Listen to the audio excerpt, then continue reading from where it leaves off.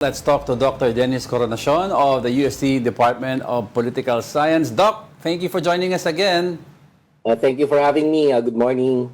All right, Doc. Of course, alam natin yung naunang impeachment complaint ni VP Sara naka-archive sa Senado, pending yung MR ng Supreme Court. Pero sinasabi ni Senator Trillanes, may bagong info tayo . So ipapasok na lang natin dito at itong new impeachment complaint ang ipa-forward natin. No? And I'd like to ask you the question, ano yung magiging impact na naman nito in terms of, itong stability ng ating bansa by filing a new impeachment complaint and with the looming complaint against President Bongbong Marcos? Well, nakita naman natin yung yung nangyari when the first impeachment complaint was filed against the Vice President. It was really widely talked about in our country. But then again, I think there was not so much impact in terms of, kung isipin natin, economic impact. Hindi naman naramdaman last year. But this time around, we're not just talking of the possibility of yung refiling of the impeachment complaint against the Vice President. But as you said, it's also possible that some sectors are going to file an impeachment complaint against the president. Now, this one, kapag nagkasabay yan, yun ang di pa natin alam kung ano magiging impact. Kasi kapag sabihin na natin na, hypothetically speaking, number one, kapag ongoing yung impeachment trial sa Senado, kung magpa-prosper man sa House of Representatives yung impeachment complaint and the president is going to be impeached, so magsasabay yan. So yung the Senate, our senators are going to be very busy. Yes. Holding those simultaneous impeachment trials. Ngayon, in the event na kung pareho silang ma-impeach, sabihin natin na mako-convict sila pareho, the president and the vice president. So what's going to be the scenario? I think there's going to be a leadership vacuum. But only for a while. Kasi sinabi na naman ng constitution natin kung sino yung mga papalit. We have a clear line of succession based on our constitution. But nevertheless, it's going to increase the already polarized character of our politics. Mas magiging intense. Plus, it's going to put the reputation of the Senate in the line. Kasi kapag isa lang in-impeach nila, sasabihin ng mga tao, kumampi sila kay ganito, kay President. Yes, oo. Ay, kumampi sila kay Vice President. So, clearly divided na yung linya, Okay, pag pareho namang inakwit, sasabihin ng mga tao, paano na yung accountability? That's right. So, ang dami ang daming possible scenarios, and it's definitely this year is going to be an eventful year. Yes, Doc, sa level pa lang ng Congress, if you have two complaints, one for the President, one for the Vice President, sa tingin mo, dito natin makikita, maglalabasan ng mga political lobbyists na palitan ng boto, di ba? Huwag mo boto, hindi ko rin boboto, or boto mo, boto ko to. Dito matetest yung loyalty, given also this is the lame duck stage of PBBM. Yes, tama ko kayo dyan. Kahit wala pa sa Senado, nandun pa lamang sa House of Representatives, whether committee level or plenary level na yan, makikita mo that there's going to be a test of loyalty for the members of the House of Representatives. Siyempre, pag boboto sila, hindi naman sila boboto solely based on the merits of the case. Yes, oo. Isipin rin nila yung kanilang mga political careers.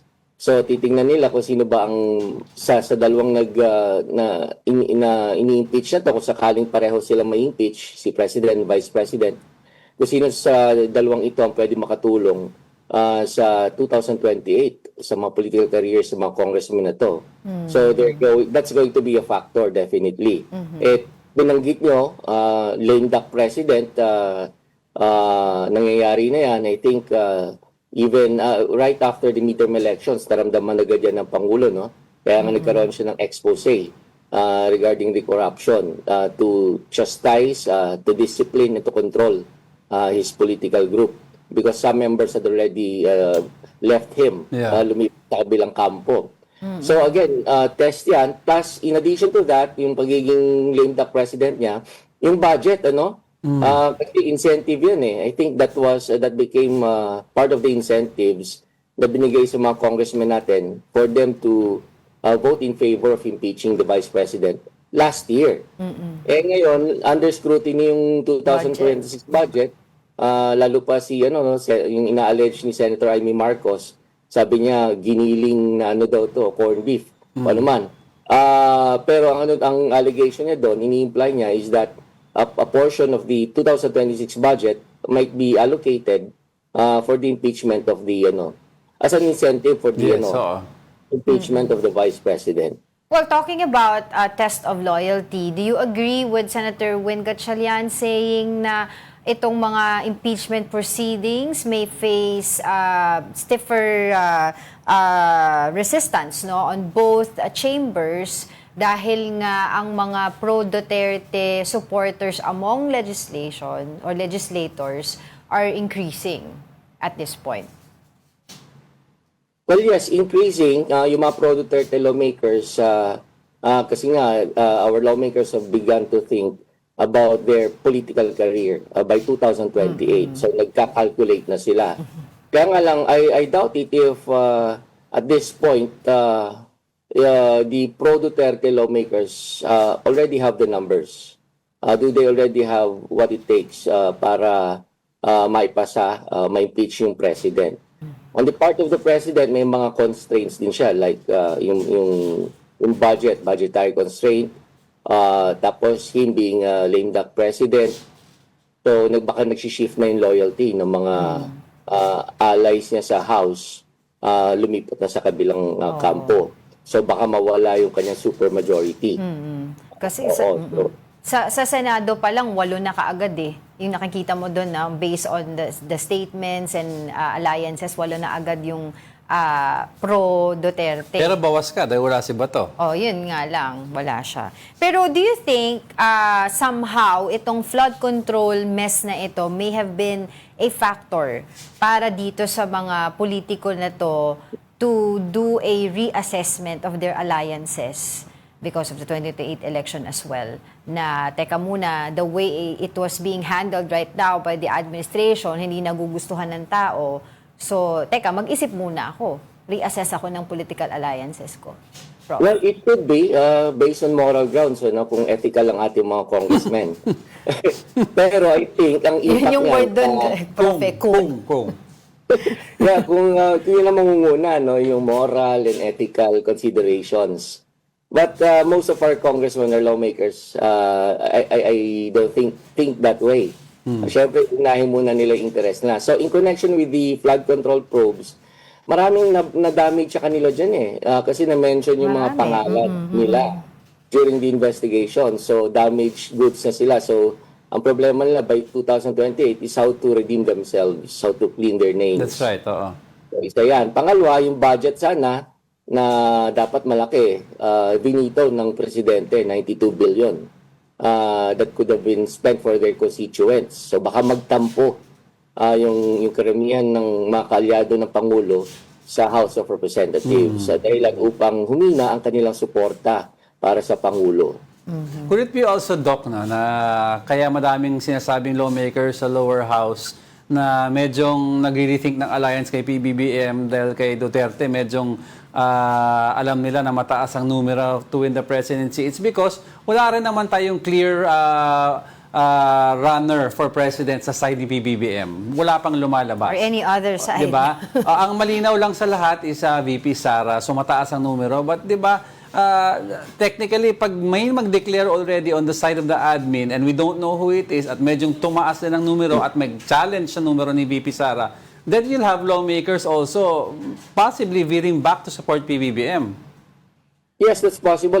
Kasi at this stage, no one from the administration or the president's allies has openly declared na tatakbo siya bilang presidente. Maraming mga paramdam, mga feelers, like si Secretary Remulla of PILG, parang hindi niya clearly nire-reveal na siya itatakbo. Paramdam lang, sabi he's open to it. Tapos sa part naman ng Progressive Bloc, andyan si Senator Rizon Tiveros na nagsabi rin naman Kaya nga lang, ang ano dito, since no one has openly declared on the part of the administration na tatakbo sila sa presidential candidate, yung surveys tend to lean towards the vice president. Kasi I think it's part of the nature of the surveys na ang kung sino yung malinaw na nagdedeklara na tatakbo sila, very clear na, very determined. Yes, oo. Yung ang tumatatak sa isipan ng mga tao, yung mga respondents sa survey. Kaya at this point, favorable kay Vice President. Tama ka, Doc. And lalo na ngayon, puro chismis pa lang ang umiikot na possible alliance between the Pinks and PBBM. So, medyong hindi pa certain ang mga factions, political factions. That's right. Pinag-uusapan yan, yung possible alliance between the two political groups. But alam niyo naman ho yung sistema, yung nature ng ating electoral system. Yes. Pag presidential candidate, hindi nagiging dalawa lang. Historically Madami. speaking, marami, 5, 8. May tulfo pa tayo. Yeah, may tulfo pa. Usually ang mga pinipili po yung mga nagtatap sa mga yung mga elections, senatorial elections. Kasi it's a test of popularity eh. It's an indication of popularity, winnability. Yes, that's pag right. nagtatap ka sa mga senatorial elections na yan. Okay, so do you also believe na, let's say for example, dito sa talks of impeachment kay Vice President Sara Duterte, if the evidence is, obvious and damning talaga, wala namang choice na ang mga politiko, whether kung ano yung political alliance nila, but to, investigate and support the impeachment against Vice President Sara Duterte. Pero kung hindi ito talaga medyo malabo sa tingin nila, doon magkakaroon ng reassessment. That's right. Kung malabo yung evidence against the Vice President, I think the consequence is that the effect is going to be, is that it's going to give our lawmakers a lot of leeway to maneuver kung para kanino sila. At least madali niyang i-justify kung halimbawa pumanig sila sa Vice President o kaya hindi. On the other hand, pag ang scenario naman is that sabi niyo may damning evidence against the Vice President, it's very hard to vote in favor of the Vice President. Pag ginawa nila yon, baka yung kanila naman political career ang mag-suffer. Oo, very popular ang Vice President at this point. Pero if the people see it na dapat siya i-convict based on the evidence, based on the merits, and some lawmakers would not convict her, baka mag-suffer yung kanilang winnability pagdating sa susunod na election. Pag mag-re-elect na sila. That's right. So, ang tanong ko dito, Doc, what does PBBM need to do this next 2 to 3 years to regain his kingmaker status? Kasi if you remember, si former President Joseph Estrada, even after he was ousted or he stepped down, there was the term, the so-called term, Erap Magic. Na kung sino yung tinaas ng kamay ni Erap noon, na if you remember that, Doc, medyo tumataas ang numero and mukhang wala pang ganong clout si PBBM. Yeah, I agree with you with your last statement. Wala pa ho ganong clout si PBBM. Well, sorry to say, wala eh. I think for the past, how many years na ba siya? More than 3 years. Parang, in fact, nung nanalo siya, kaya siya nanalo, was not because on the strength of his political base, but rather because he rode on the popularity of the Duterte. Nag-unite yung dalawang base. Yes, nakinabang siya doon kasi clearly nakita natin yung mga pre-election surveys bago sila naging magkaalyado. Mas nangunguna pa bilang presidential candidate si Vice President Sara Duterte. Na noon mayor pa lang ng Davao City. Yes. So nung nagkaroon silang tandem, nag-rub off sa kanya yung popularity and support ng mga pro-Duterte voters. So up to this point, makikita rin natin sa surveys na andun lang siya sa safe spot na simple majority of the Filipinos trust him and support him. So I don't think that yung ganung klaseng yung kanyang leadership is really very popular and is capable of turning being converted if say for example if he endorses a candidate kung yung successor niya I don't think yung kanyang status would translate into electoral victory for the person that is going to endorse for the 2028 presidential Unless the election. candidates from another big coalition.